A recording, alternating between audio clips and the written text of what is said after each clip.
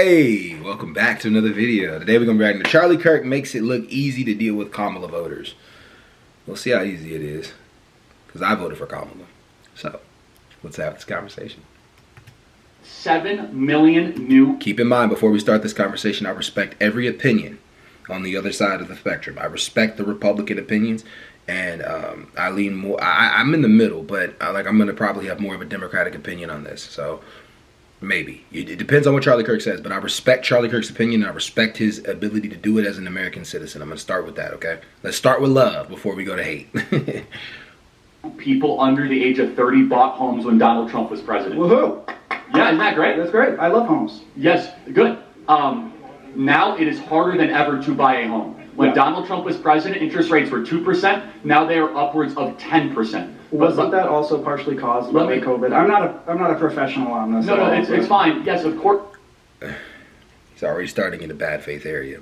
You guys have to research 2008 and the financial crisis. This is not Donald Trump. This is not Obama. This is not Obama, right? This is not Biden, and slight weight not Bush. You know what I mean? It goes further back than that. But if you go research the 2008 crisis, they were giving out subprime mortgage loans to anybody with a pulse and passing them off as AAA rate securities. In simplest terms, they were selling oregano as weed. You know what I mean? Basically, right? And that caused a global financial crisis that happened to where Obama and Bush had to do a bailout of the banks in order to save the global economic economy and a bailout of certain industries, right? Those bailouts that they've printed all that money into the economy caused inflation to happen. One of the places where they had to bail out a lot of areas was the loans. They had to bail out of banks from loans. So they put all these new practices in place that make it a lot more complicated to get a house. But the interest rates from all that money that was printed in the economy at the time has caused the prices to increase over the years. So he's saying that they were able to buy houses under Trump. A percentage, yes, but they were also able to buy houses under Biden. But at the same time, like, that interest rate is still way too fucking high. Like, our generation cannot afford houses right now. So to start off with the point that people can buy houses, you're being extremely disingenuous across the board when it comes to when it comes to Biden and Trump. Like, to say anyone can buy houses under Biden or buy houses under Trump, you're being extremely disingenuous, and you're not honestly being honest about the economic field. The economic field is terrible right now. When it comes to us being able to buy houses, even buy cars, is getting bad. So, you know, and I don't think the tariffs that Trump is putting in the economy right now are helping at all. But I could be wrong. Of course, it was partially COVID, but the point, a lot of it was bounce back. Donald Trump oversaw the greatest economy. COVID was, too. In American history for people our age. So yes, but to ask the question, Donald Trump oversaw the greatest economy in our age. I need you guys to go research this too. Obama came in 2008. He had an 8-year term span, right? He came in 2008. He left in 2016, right? 8 years. In 2008, if you go to the beginning of 2008, we were losing 1 million jobs a day. Like when Bush was leaving out, we were losing close to 1 million jobs a day. 2016, look at the economy in 2016 before Trump even came into it. It was good. Whatever Obama did and put in the economy made the economy go. All Trump had to do was keep the car moving. That's it. He was overseeing the greatest economy that was inherited from Obama. It's just shit like this is just so frustrating to me sometimes, man, because it's bad faith arguments. It's bad faith arguments. The economy was tanking in 2008, and in 2016, one of the best economies. Trump can't enact plans in 2016 and then all of a sudden have just an amazing economy all of a sudden within the first 2 years. It takes 3-4 years for anything that was put in the into circulation from the government to kick in. So deregulation. He got rid of 5 regulations for every 1 new regulation that he put in. Okay. And a lot of it is just paperwork. It's stuff that would drive you insane. Let me actually, so here's a good example. I'm guessing you have student loans, right? FAFSA? No, you don't have student loans? Not yet. I'm a freshman, so. Well, how are you paying for college? I mean, I don't have. I have FAFSA. Money. Okay, that's a student. That's a student loan, right? Well, it's a grant, so I don't have to pay. Okay, so I'm paying for your college. Yeah. Well, so, and when I graduate, I'll be paying. So got it. That's fine. Yeah. So my parents are too. That's fine. Okay. So I'm paying for your college. That's a very mean insult for somebody who really is patriotic. The money that I put into the economy, I want to fund the economy. I want people to be able to take out loans and be able to become more successful. Keep going. Well, That's fine, I'm not insulting you, it's fine. So, okay, I hope you learn about it. It's OPM. Other just people- make the deck, yeah. No, it's fine. But no, so when you were filling out those forms, was there ever a time where you felt a little exhaustive and it was like a little duplicative? No, the forms this year were actually really good. They were, for me, it was pretty good. Does anyone sympathize with the amount of forms you guys have to fill out? I mean, if anybody here is your supporter, they're gonna agree with you. But yeah. Well, no, it's just a matter of like observing reality, right? Let me get to the point, which is important. Okay. So the financial crisis comes, they say it was deregulation. Sure. So we have thousands of pages. So if you guys want to go buy a home, you know this, you have to sign hundreds of pieces of paper, okay? And your parents can... It was deregulation that caused the financial crisis. There was no regulation on what the banks were doing. Nobody was watching. It was deregulation. Tell you, hundreds of pieces of paper. So a small bank, let's say like the Bank of Madison, Yeah. they have like 15 employees. Sure. So when they have to fill out pieces of paper, that is time, energy that they can afford. JP Morgan is a multi-trillion-dollar company. For them, extra pieces of paper is nothing. So who does regulation hurt more? The local Bank of Madison, Wisconsin, or JP Morgan? But are you not cherry picking? JP Morgan. That's why they want deregulation. Why do you think the rich want deregulation so much? They want to be able to expand what they're doing already with their businesses now. Deregulation hurts them more than it hurts us. Regulation is more beneficial to us in the future when it comes to certain things. So it hurts them more. Like what regulation is. Like I'm talking about environmental regulation. I've already told you. So you have a very specific, narrow view of regulation. No, I'm asking you about a specific type of I've already told you regulation. on the environmental side, but let me That be you very don't care, clear. that you're Most pro regulation is environmental paper. You know, most regulation is paperwork, right?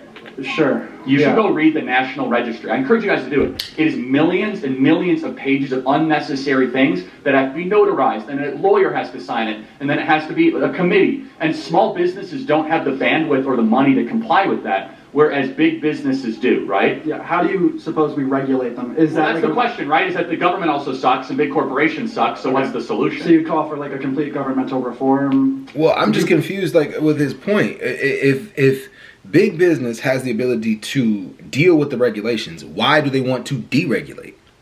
They have the ability to deal with them. Why are they so hell bent on deregulating? Big business does not care about smaller business. Clearly doesn't. It'll buy out smaller business in a heartbeat and wreck smaller business if it needs to. Why would you if you had a bigger business? You don't have to care about smaller businesses. So like I'm confused on this point. Like really, You call for a stronger federal government? Probably or- not. No, I think that probably empowering the little against the big through increased competition and entrepreneurialism is probably the best solution. But so you're still controlling like monopolies and so forth because Well, no, big companies most like monopolies Amazon- right now are made possible thanks to the government. So, for example, Yeah. Pfizer, AstraZeneca, Moderna, Johnson & Johnson, Okay. they remain vaccine manufacturers because of the government. Government funding. And the government pumps tons of money Yeah. in through NIH funding and vaccine Okay. funding. Same So- could be said for the biggest food companies. They get huge agricultural subsidies. Big oil companies get big oil subsidies. Yeah, I mean, anyway. She's mad at yes, but that's because like Pfizer is needed to create vaccines and things like that. Like that was just weird. I don't know. That's just weird. I don't even want to go into detail about it, but it's just weird. I feel like sometimes his arguments are like, I don't know, man. Like it's so close to being liberal, though. It really is. Yeah, that's what people don't think about Charlie Kirk, but it's so close to being liberal. It's like he's just arguing like away from like a slight detail of it. That's like, dude, you're missing this detail. Like, and it's like, why are you doing that on purpose, or do you just not know? And I respect you whether you know, whether you don't or do, but do you just not know? I'm curious. me this whole time, but she Okay, really but I'll summarize this conversation. I think Please. you're coming at this in good spirit. Is that when you increase the paperwork burden and the needless amount of committees and lawyers, regulations, and accountants, it's harder for the next Elon Musk to found Tesla. It's harder for the next entrepreneur I agree to with start the next great company because he has to spend all of his time on compliance and not on wealth creation or entrepreneurial activity. But it's also hard. It's also hard when you deregulate businesses as well, because then you open the door for there to be bigger monopolies. You still open it when the regulations are put in place. Some regulations, like for example, I remember there was a regulation, and don't quote me fully on this, but I can swear this was what was happening. There was a regulation that was put on farmers, and this was in Canada. And it was to prevent big business from being able to come in and wipe out the smaller farmers. And I think we did it here as well. But when the regulation went down, I can't remember if it was in America or if it was in Canada. My bad, y'all, but research it yourself. When the regulation went down, the big businesses came in and wiped out all the small, like damn near all of the farms in certain areas. And it almost destroyed a little bit of the agriculture when it comes to our or Canada's farming. So sometimes regulation actually protects businesses to a degree. Like smaller mom and pop stores, when regulations went down, big businesses came in and bought them out. Look at the whole Rockefeller takeover. Rockefeller takeover was all deregulation of businesses and him having the ability to be able to buy into anything that he wanted to buy into and do a massive takeover of these businesses. But I don't know, man. I could be wrong about that. Y'all quote me. Y'all could. That's what I was reading. I could be wrong. What I was reading could be wrong, and it could be somebody who's biased, definitely. Donald Trump wants to liberate the American entrepreneur to not be bogged down by unnecessary rules, regulations, and paperwork, and instead be worried about creating jobs and creating a lot of wealth. Okay. But I do agree with him to a degree that there is so much regulation on certain things that it makes it more complicated for us to be able to rise up from the bottom. I mean, even to get a fucking vending machine business is a complicated thing. It's a battle, you know. You gotta figure out all the details and the nuances. Who are you voting for? Me? Yeah. Probably Kamala. Why? Or I'll just write somebody in, but probably Kamala. It's just my views. What's her greatest accomplishment? Kamala's greatest accomplishment? I mean, I don't know. I don't... A district attorney. Can you name a single accomplishment? She was a district attorney. She worked on the legislative side. She worked on the legislative side. She worked on the executive, legislative, and somewhat a little bit on the judicial side. She's had plenty of experience within government. She's been a senator for a certain amount of time. I think that, and also worked as the vice president. So to me, she's had experience that you're not trying to acknowledge. And that experience is definitely something that could be beneficial towards the presidency. We could argue those points 9 months ago, but people didn't want to argue that now. Like some of the stuff she said we're seeing is actually coming true. I don't follow politics that much, to be honest. I couldn't name Trump's. But then why Kamala? Because you just instinctively said Kamala. Because I'm a Democrat. I'm a registered Democrat. But can you help me out? Because I've seen Project 2025. I don't really agree with a lot of this. What? I mean, dude, what do you want me to say? I told you I'm not a professional on this stuff. Anything? Yeah, I mean, if you're voting for Kamala, I'm curious why. Should I not vote? I mean, I think you should vote for Trump, obviously. Oh, why should I vote for Trump? Because you'll be wealthier, happier, there won't be World War III, we'll have a border. Can you tell me why? Yeah, absolutely, because for 4 years we saw that people your age were able to own homes, your wages went up. We saw my age. I'm 18. People my 18 years old buying correct. homes. Yeah, a lot of people 18 actually work and don't go to college, believe it or not. I know that's hard to believe. It's not hard to believe. I have a brother who's a blue-collar worker. He's an electrician. Okay, so then you understand it. So blue-collar workers saw their wages go up the most under Donald Trump. Younger voters were able to buy homes under Donald Trump. We saw the greatest economy in American history. Donald Trump had peace across the world. We had first president. But peace with who? I mean... Well... Yeah, that's not true either. Did not invade Ukraine. This didn't age well, did it? Putin did not invade Ukraine, but today Putin is still attacking. There's nothing Trump can say or do to stop it.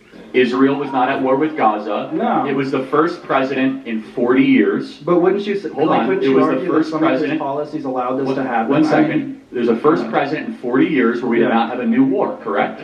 We had new wars under Clinton, new wars under Bush, new wars under Obama. New wars under Biden. But Donald Trump, we had no new wars. Why is that? I don't know. You're the expert.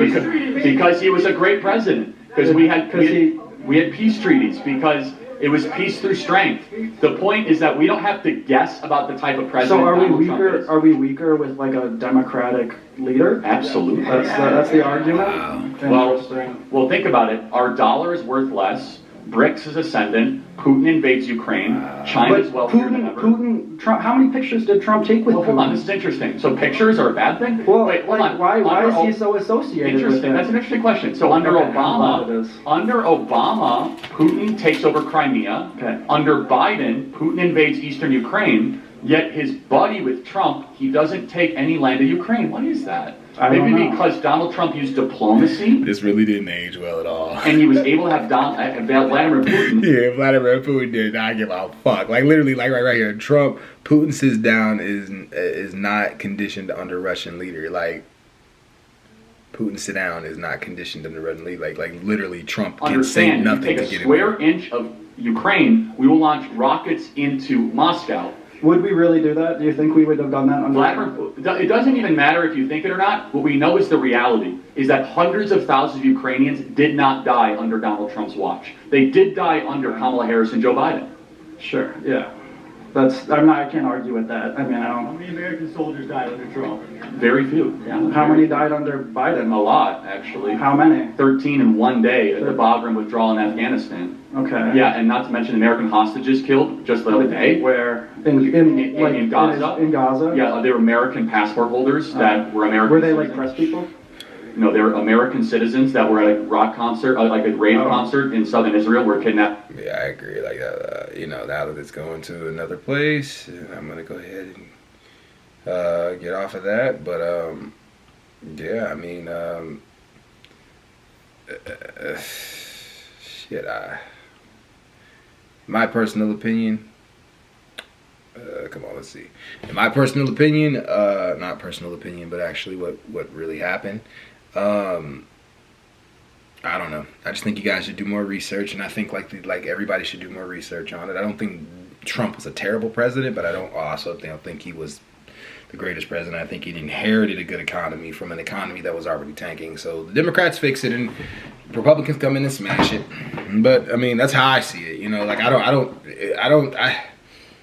even when you go back to Reaganomics, it doesn't seem like Reagan did a lot of great. As the years went on, it seems like the things Reagan did were actually negative. But anyways, all right, y'all, I'm out. Peace.